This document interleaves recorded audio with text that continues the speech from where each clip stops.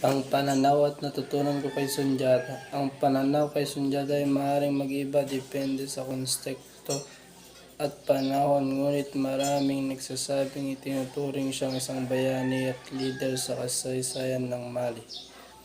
Pinapakita siya bilang isang matapat na tagapamahala na nagtatagumpay sa kabila ng mapagsubok at bilang isang simbolo ng pagkakaisa at kalayaan sa kanilang kultura.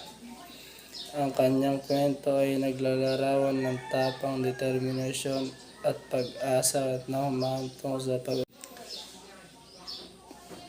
Si Sunjata ay nakatuon sa pagpapalakas ng ugnayan sa kanyang mga tao, pagpapalaga sa tradisyon at kultura ng Kanem-Borno, at pagpapalakas ng kanyang liderato sa pamamagitan ng kanyang karanasan at mga pagsubok. Isa sa mga natutunan niya ay ang kahalagahan ng pagiging matatag at mapanindigan sa harap ng hamon.